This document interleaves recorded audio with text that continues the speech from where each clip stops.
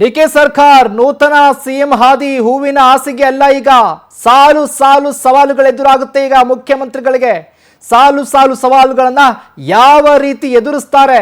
ನೂತನ ಸಿಎಂ ಡಿಕೆಶಿ ಮುಂದಿದ್ದಾವೆ ಹಲವು ಸಮಸ್ಯೆಗಳು, ಹಲವು ಸವಾಲುಗಳು. ಅವೆಲ್ಲವನ್ನು ಯಾವ ರೀತಿ ನಡೆಸ್ತಾರೆ, ಯಾವ ರೀತಿ ಎದುರಿಸ್ತಾರೆ?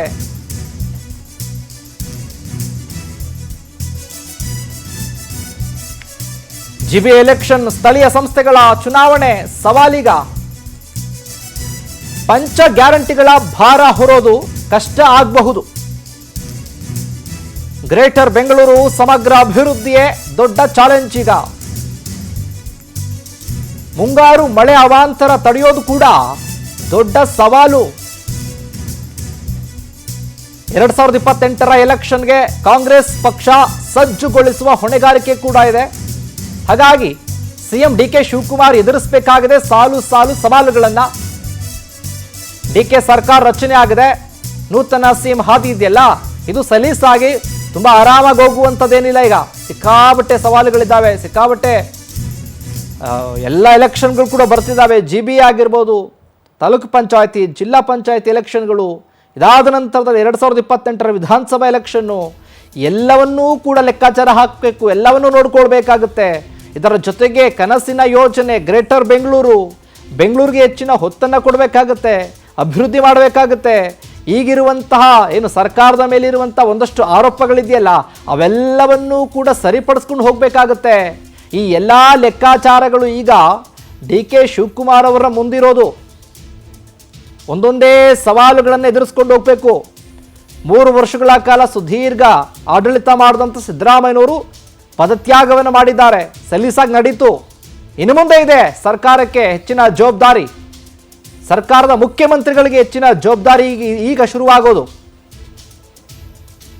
ಮುಂದೆ ಬರುವಂತಹ ಎಲ್ಲ ಸಮಸ್ಯೆಗಳನ್ನು ಕೂಡ ನಾಜೂಕಾಗಿ ಡಿಕೆ ಶಿವಕುಮಾರ್ ಅವರು ಅದನ್ನು ನಿಭಾಯಿಸಬೇಕಾಗುತ್ತೆ. ಮೇಕೆದಾಟು, ಮಹದಾಯಿ, ಕೃಷ್ಣ ಮೇಲ್ದಂಡೆ ಯೋಜನೆ, ಗ್ರೇಟರ್ ಬೆಂಗಳೂರು ಸೆಪ್ಟೆಂಬರ್ ಆಗಸ್ಟ್ನಲ್ಲಿ ಬರುವಂಥದ್ದು. ಇನ್ನು ಗ್ರಾಮ ಪಂಚಾಯತಿ ಎಲೆಕ್ಷನ್ನು, ಜಿಲ್ಲಾ ಪಂಚಾಯತಿ ಎಲೆಕ್ಷನ್ನು, ಇನ್ನು ರಾಜಕೀಯ, ಆರ್ಥಿಕ ಮತ್ತು ಆಡಳಿತಾತ್ಮಕ ಕ್ಷೇತ್ರಗಳಲ್ಲಿ ಅನೇಕ ಸವಾಲುಗಳಿದ್ದಾವೆ.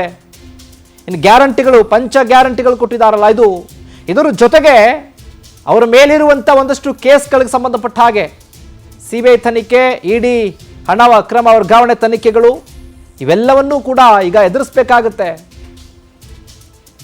ಜವಾಬ್ದಾರಿಯನ್ನು ಕೂಡ ಈಗ ಹೊತ್ಕೊಂಡಿದ್ದಾರೆ ಡಿಕೆ ಶಿವಕುಮಾರ್. ಇದರ ಜೊತೆಗೆ ವೈಯಕ್ತಿಕ ಸಮಸ್ಯೆಗಳಿದ್ದಾವೆ. ಪಕ್ಷವನ್ನು ಮುನ್ನಡೆಸ್ಕೊಂಡು ಹೋಗಬೇಕು, ಮುಂದಿನ ಬಾರಿ ಪಕ್ಷವನ್ನು ಅಧಿಕಾರಕ್ಕೆ ತರಬೇಕು.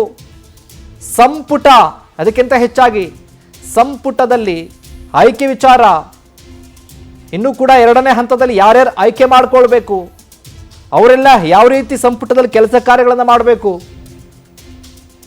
ಈ ರೀತಿಯ ಎಲ್ಲ ಸವಾಲುಗಳು ಈಗ ಡಿಕೆ ಶಿವಕುಮಾರ್ ಅವರ ಮುಂದಿದ್ದಾವೆ.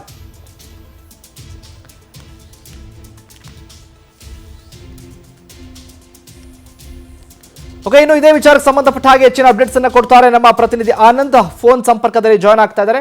ಆನಂದ್, ಗಮನಿಸ್ತಾ ಇದ್ದೀವಿ ಡಿಕೆ ಶಿವಕುಮಾರ್ ಅವ್ರಿಗೀಗ ಏನು ಸಿಎಂ ಸ್ಥಾನ ಸಿಕ್ಕ ನಂತರದಲ್ಲಿ ಸಲೀಸಾಗಿ ಹೋಗುವಂಥದ್ದೇನು ಸಾಧ್ಯವೇ ಇಲ್ಲ. ಹಲವಾರು ಸವಾಲುಗಳೀಗ ಎದುರಾಗುತ್ತೆ. ಆ ಎಲ್ಲ ಹಲವಾರು ಸವಾಲುಗಳನ್ನ ಮೆಟ್ಟಿ ನಿಲ್ಲಬೇಕಾಗುತ್ತೆ. ಯಾವ ರೀತಿ ಅವರ ಕಾರ್ಯತಂತ್ರ ಇದೆ, ಯಾವ ರೀತಿ ಯೋಜನೆ ರೂಪಿಸಿಕೊಂಡಿದ್ದಾರೆ ಅಂತ ಅಪ್ಡೇಟ್ಸ್ ಕೊಡೋದಾದ್ರೆ ಆನಂದ್. ಖಂಡಿತವಾಗ್ಲೂ ಡಿಕೆ ಶಿವಕುಮಾರ್ ಅವ್ರಿಗೆ ಮುಂದಿನ 2 ವರ್ಷ ಅಷ್ಟು ಸುಲಭವಾಗಿಲ್ಲ. ಪ್ರಮುಖವಾಗಿ ಪಕ್ಷದಲ್ಲಿ ಆರ್ಥಿಕ ಪರಿಸ್ಥಿತಿ ಸರಿ ಇಲ್ಲ ಸರ್ಕಾರ ಮಟ್ಟದಲ್ಲಿ. ಹಾಗಾಗಿ ಗ್ಯಾರಂಟಿಗಳಿಗೆ 54,000 ಕೋಟಿ ಹಣವನ್ನ ಹೊಂದಿಸಬೇಕು, ಜೊತೆ ಅಭಿವೃದ್ಧಿ ಕಾರ್ಯಗಳಿಗೂ ಕೂಡ ಹಣವನ್ನ ಹೊಂದಿಸಬೇಕು.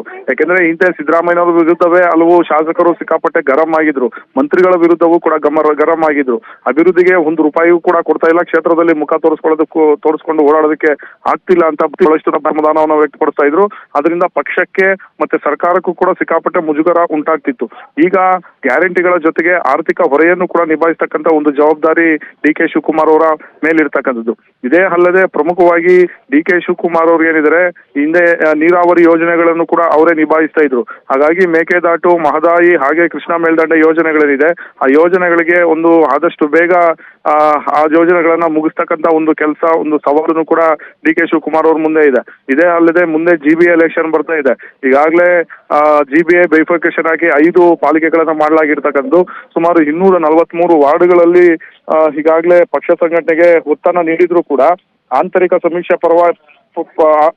ಸಮೀಕ್ಷೆಯ ಪ್ರಕಾರ ಸುಮಾರು 2 ಕ್ಷೇತ್ರಗಳಲ್ಲಿ 2 ಪಾಲಿಕೆಗಳಲ್ಲಿ ಮಾತ್ರ ಕಾಂಗ್ರೆಸ್ ಗೆಲ್ಲುತ್ತೆ ಅನ್ನೋ ಒಂದು ವರದಿ ಇರತಕ್ಕಂಥದ್ದು. ಹಾಗಾಗಿ ಮುಂದೆ GBA ಎಲೆಕ್ಷನ್ ಸೋಲಿನಿಂದ ಹಿನ್ನಡೆಯನ್ನ ಅನುಭವಿಸಬಾರ್ದು ಅನ್ನೊಂದು ನಿಟ್ಟಿನಲ್ಲಿ DK ಶಿವಕುಮಾರ್ ಅವರು ರಣತಂತ್ರ ಹೂಡೋದಕ್ಕೆ ಮುಂದಾಗಿರ್ತಕ್ಕಂಥದ್ದು. ಹಾಗೆ ಆಗಸ್ಟ್ ಒಳಗೆ ಸ್ಥಳೀಯ ಸಂಸ್ಥೆಗಳ ಚುನಾವಣೆ ಬರುತ್ತೆ, ಆ ಚುನಾವಣೆಗಳನ್ನು ಕೂಡ ಗೆಲ್ಲಬೇಕು.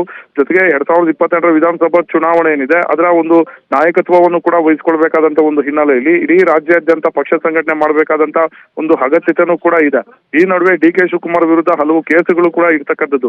ಲೋಕಾಯುಕ್ತದಲ್ಲಿ ಕೂಡ ಒಂದು ಕೇಸ್ ಪೆಂಡಿಂಗ್ ಇದೆ, ಹಾಗೆ ಇಡಿನಲ್ಲೂ ಕೂಡ ಒಂದು ಕೇಸ್ ನಡೀತಾ ಇರ್ತಕ್ಕಂಥದ್ದು. ಹಾಗಾಗಿ ಈ ಒಂದು ಸ್ವಾಯತ್ತ ಸಂಸ್ಥೆಗಳ ವಿರುದ್ಧ ಹೋರಾಟವನ್ನು ಕೂಡ ಮಾಡಬೇಕು, ಕಾನೂನಾತ್ಮಕದಂತ ಒಂದು ಹೋರಾಟವನ್ನು ಕೂಡ ಎದುರಿಸಬೇಕಾದಂತ ಒಂದು ಸಂದಿಗ್ಧತೆ DK ಶಿವಕುಮಾರ್ಗೆ ಇರ್ತಕ್ಕಂಥದ್ದು. ಹಾಗಾಗಿ ಇಷ್ಟೆಲ್ಲ ಸವಾಲುಗಳನ್ನ ಯಾವ ರೀತಿ ಮೆಟ್ಟಿ ನಿಲ್ತಾರೋ ಕಾದು ನೋಡ್ಬೇಕಾಗುತ್ತೆ.